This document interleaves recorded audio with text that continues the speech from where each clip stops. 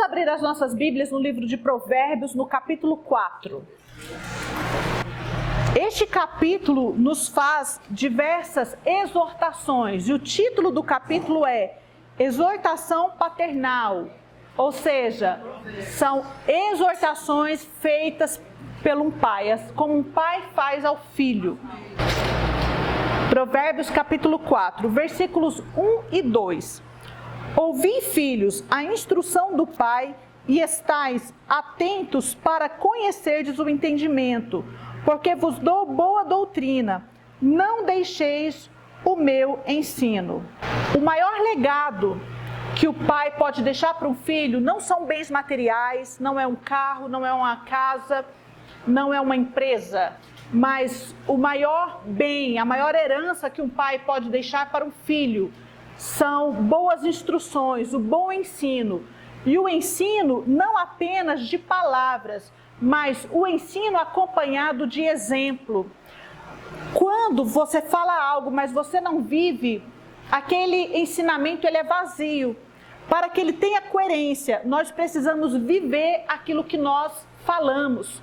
E como pais, nós devemos praticar os ensinamentos aos nossos filhos. Há um ditado que fala, né? Faça o que eu falo, mas não faça o que eu faço.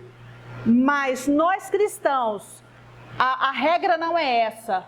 A regra para nós é faça o que eu falo e faça o que eu faço. Nós devemos dizer isso para os nossos filhos. Por isso que diz, né, que o exemplo ele arrasta. O exemplo ele é a forma mais eficaz de nós ensinarmos. E sabemos que existem filhos que escutam o conselho dos pais, mas rejeitam, porque eles não praticam aquilo que os pais ensinam. Mas em contrapartida, há filhos que ouvem, escutam e obedecem. E é exatamente isso que o texto está dizendo aqui, que os filhos eles devem praticar aquilo que os pais ensinam, porque esse ensinamento vai ser de bênção na vida dos filhos, vai livrar de caminhos tortuosos, de caminhos escorregadios e vai levar a um caminho de vida. Vamos lá, versículos 3 e 4.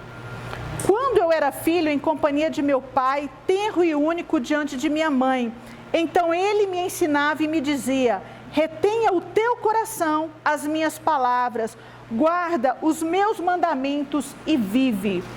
Então aqui a gente vê que o ensino de pais sábios, que ensinam com as palavras e com as atitudes, esse ensino, ele produz na vida dos nossos filhos que obedecem a vida, produzem a bênção.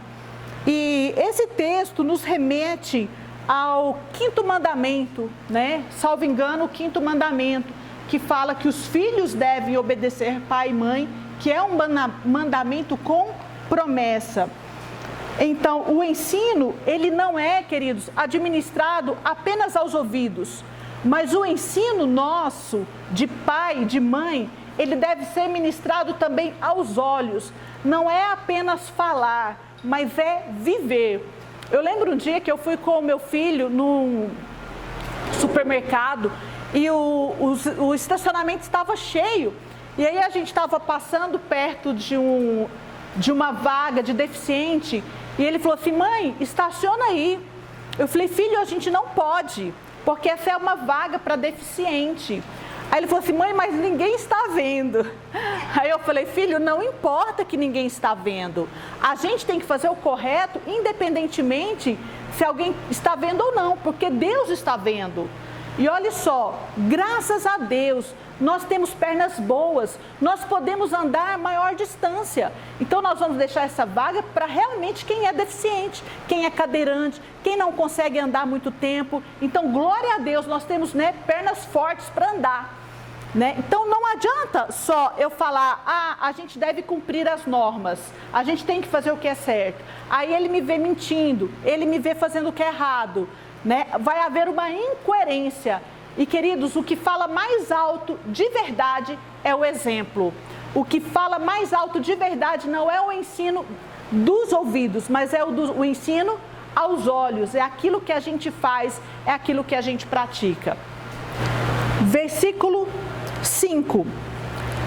Outro conselho do pai: adquire a sabedoria, adquire o entendimento, e não te esqueça das palavras da minha boca, nem delas se apartes. Nós sabemos que a sabedoria, ela é mais preciosa do que o ouro, ela é mais preciosa do que a prata, ela é mais valiosa do que o rubi. E nós devemos adquirir e buscar a sabedoria e o conhecimento com mais avidez, com mais dedicação do que a gente busca pelas coisas terrenas. Porque a sabedoria, ela tem um valor inestimável. E nós devemos ter todo o empenho na busca da sabedoria e para adquirir o entendimento. Nós precisamos empenhar todos os nossos esforços para sermos homens e mulheres sábios, homens e mulheres entendidos. Adquirir a sabedoria é não se esquecer, nem se apartar das palavras que emanam de lábios comprometidos com a verdade. Muitas pessoas têm desprezado a sabedoria por prazeres imediatos, por riquezas, por fama, por sucesso. Mas o autor de Provérbios, ele nos exorta, ele nos adverte a gastarmos os nossos esforços em busca do bem mais valioso que existe, que é a sabedoria e é o entendimento. É melhor ser um sábio pobre do que um rico tolo. O fim das escolhas insensatas, daqueles que buscam prazeres, riquezas, aquilo que é material meramente, o fim dessas escolhas insensatas é a decepção e o fracasso. Nós precisamos buscar a sabedoria e o entendimento. Versículo 6. Não desampares a sabedoria e ela te guardará. Ame-a e ela te protegerá. Tem pessoas que até buscam a sabedoria, mas no meio do caminho ele despreza, ele abandona, ele esquece. E aqui o conselho para nós é que nós não devemos desprezar. A sabedoria, ela é como uma proteção para nós. Quando nós buscamos pela sabedoria, ela nos conduz por um caminho reto, por um caminho plano, que vai evitar com que a gente caia, com que a gente entre por caminhos tortuosos. Então a sabedoria, ela nos guarda, ela é para nós proteção. Por isso nós devemos amar a sabedoria. E nós vamos ver que a sabedoria não é apenas um conceito, a sabedoria é uma pessoa. Porque fica tão vago, né? Busca sabedoria. Tá, mas é o que é? Conhecimento, entendimento, é estudar muitos livros, né? Gente, sabedoria com que o livro de Provérbios trata é mais do que um conceito, é uma pessoa. Versículos 7, 8 e 9. O princípio da sabedoria é: adquire a sabedoria, sim, com tudo o que possuis, adquire o entendimento. Estima e ela te exaltará. Se a abraçares, ela te honrará. Dará à tua cabeça um diadema de graça e uma coroa de glória te entregará. Aqui continua na mesma toada do versículo anterior, falando como a sabedoria e o conhecimento são valorosos, como eles são investimentos que valem a pena nós darmos tudo o que nós podemos para adquirir essa sabedoria e esse conhecimento, porque ele é mais valioso do que qualquer riqueza. A sabedoria traz exaltação e honra, conduz ao sucesso e à riqueza. Agora, prestem atenção no que eu vou dizer agora. Quem são essas pessoas sábias? Não são sábios aos olhos do mundo. Sabe quem são essas pessoas sábias? A sabedoria aqui que fala, o texto de Provérbios, não é a sabedoria terrena. Essa sabedoria terrena pregada aí no mundo, ela é levada pela corrupção e pela maldade.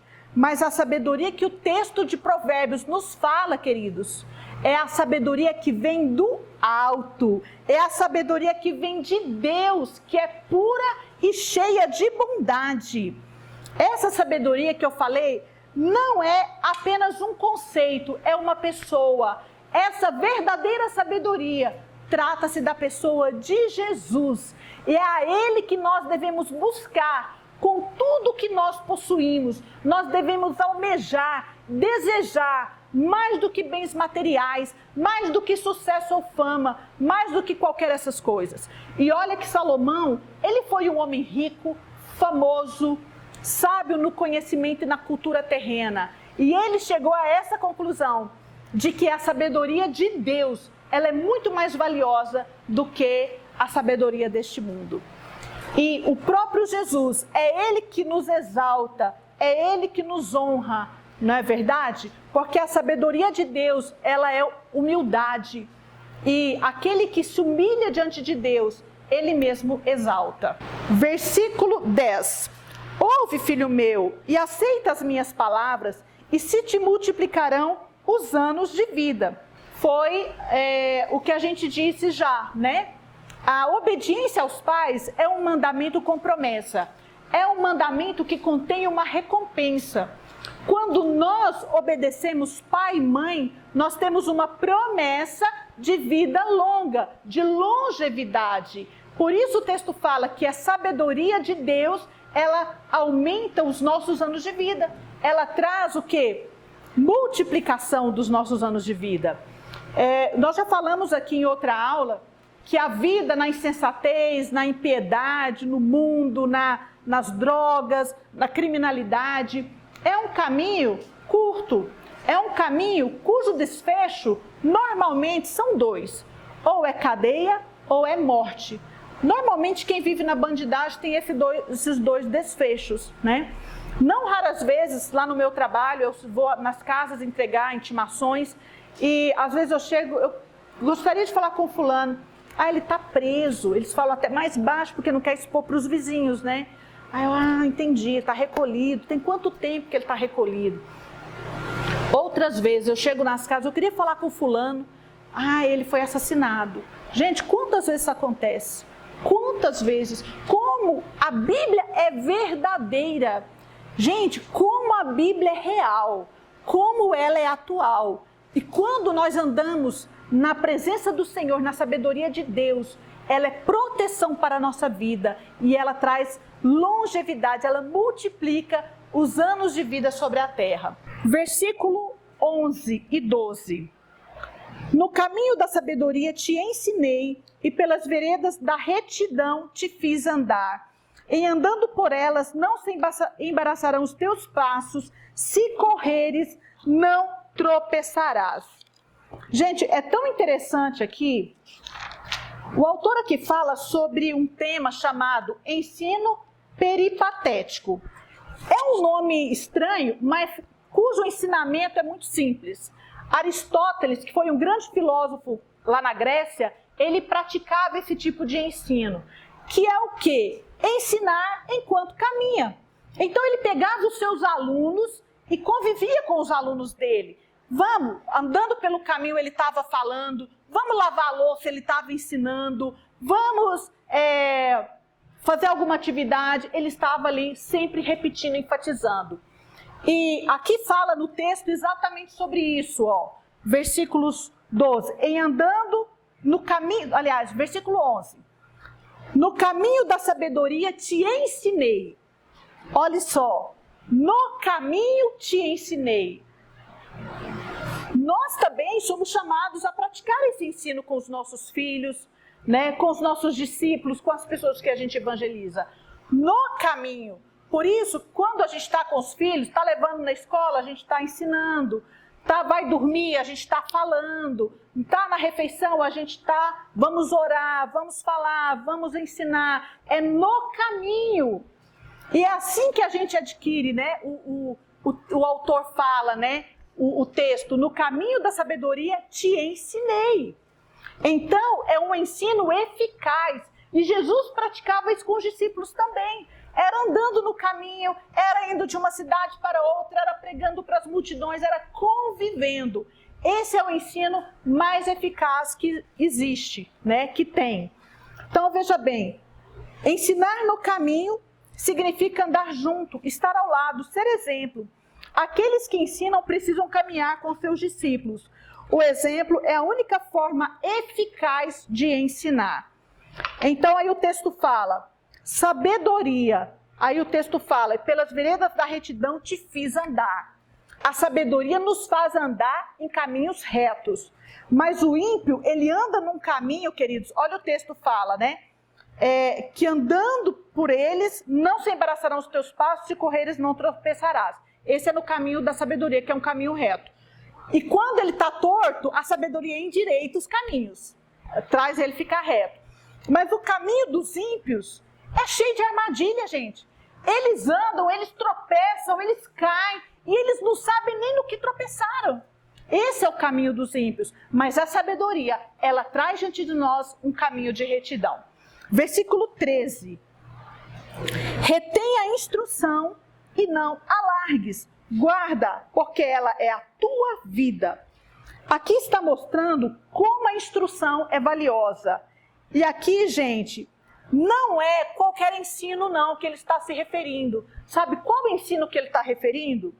A instrução a que o escritor de Provérbios está se referindo é o ensino da palavra de Deus. A Bíblia é o reservatório de sabedoria. Quer beber da fonte de sabedoria? Busque na palavra de Deus. Se alimente da palavra de Deus.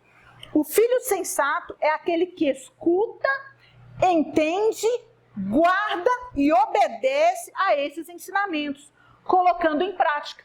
Não adianta só estudar a Bíblia, entrar no ouvido e sair para o outro. Tem que entrar no ouvido, tem que subir na mente, descer para o coração e se tornar prática.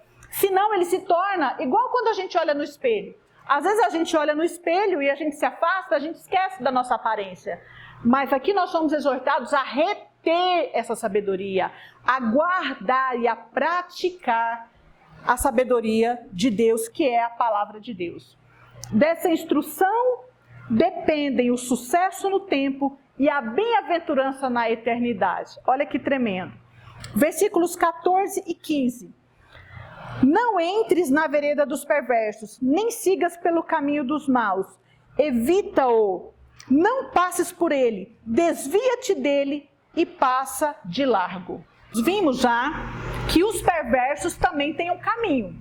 Tem a vereda dos ímpios, a vereda dos perversos. Sabemos que o caminho dos perversos é cheio de armadilha, é cheio de pedras para nos fazer tropeçar. Sabemos que essa estrada dos perversos é uma estrada larga e uma multidão de pessoas andam por ela. E lá existem diversas placas dizendo assim, olha, você pode pecar, você pode adulterar com a mulher do próximo, com o marido do próximo, você pode roubar, você pode matar, você aproveita a vida, vai desfrutar a vida mesmo. Aqui a regra é, nada é proibido, tudo é permitido. Esse é o caminho largo, esse é o caminho, a vereda do ímpio, que traz para a destruição, que leva para a derrota, que conduz ao inferno. Esse caminho é um caminho traiçoeiro, é um caminho de engano. Ser sábio, gente, é não andar nesse caminho, é não se assentar na roda dos escarnecedores, nem andar com os pecadores. Os sábios, ele vai passar longe desse caminho, porque ele busca o caminho da sabedoria. Versículo 16 e 17, falando ainda do ímpio. Pois não dormem se não fizerem mal, e foge deles o sono se não fizerem tropeçar alguém, porque comem o pão da impiedade e bebem o vinho das violências. Então veja bem, os perversos, os ímpios, eles se alimentam da maldade. Eles têm prazer na maldade. E mais, eles têm uma compulsão em praticar o mal. O texto aqui diz que eles deitam na cama e eles ficam pensando e arquitetando em como prejudicar os outros, em como enganar o outro, em como oprimir o próximo. Eles têm prazer em derrubar aqueles que passam no seu caminho. E se eles não conseguem cumprir o intento mal, eles perdem o sono, porque eles não conseguiram a maldade.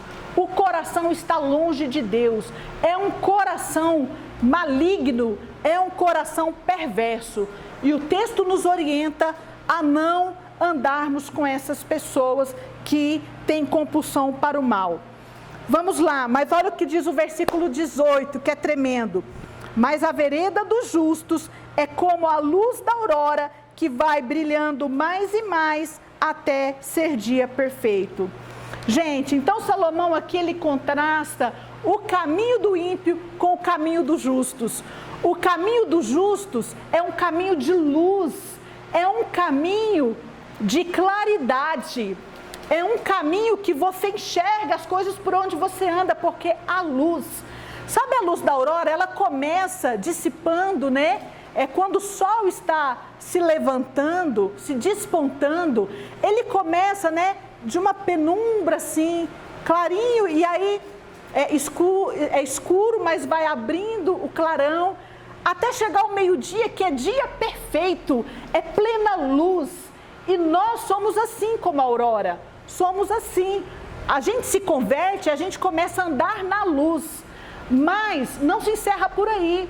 A caminhada cristã começa na conversão, mas nós somos chamados a ir de glória em glória, de luz em luz, a clarear até ser dia perfeito, a buscarmos a santidade até chegarmos no dia perfeito, queridos, que será na eternidade com o nosso Pai, onde ali a verdadeira luz, o sol da justiça, resplandecerá.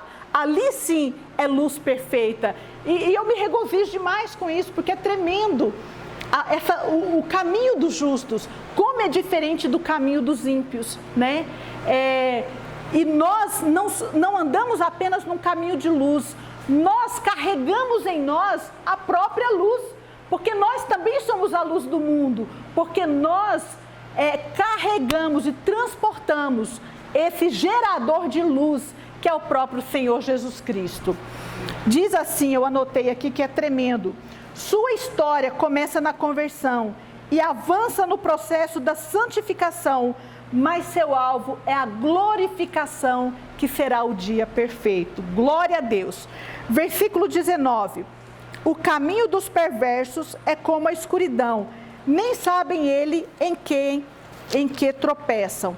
Veja só o paralelo: caminho dos justos e o caminho dos perversos. O caminho dos justos tem luz, o caminho dos perversos, densas trevas. O caminho dos justos conduz à vida, o caminho dos perversos, pavor e morte. O caminho dos justos leva ao conhecimento, o caminho dos perversos à ignorância. O caminho dos justos à pureza, o caminho dos perversos à sujeira. O caminho dos justos leva à santidade, o caminho dos perversos à iniquidade. O caminho dos justos leva ao amor, o caminho dos perversos leva ao ódio. E você, por qual caminho deseja andar? Se você tem escolhido a sabedoria, você vai andar no caminho dos justos. Mas se você tem desprezado e esquecido a sabedoria, você vai andar no caminho dos perversos. A escolha está diante de nós. Versículo 20 a 22. Filho meu, atenta para as minhas palavras, aos meus ensinamentos, inclina os ouvidos. Não os deixes apartar-se dos teus olhos, guarda-o nos mais íntimos do teu coração. Queridos, nós não podemos perder uma sequer palavra do que está escrito aqui na Bíblia, porque tudo o que está nesse livro é valioso, é importante para nós. A palavra de Deus traz vida para a alma e saúde para o corpo, traz santidade e sanidade, salvação e vigor, é remédio para o corpo e alimenta a alma. Glória a Deus. Versículo 23. Sobre tudo que se deve guardar, guarda o coração, porque dele procedem as fontes da vida.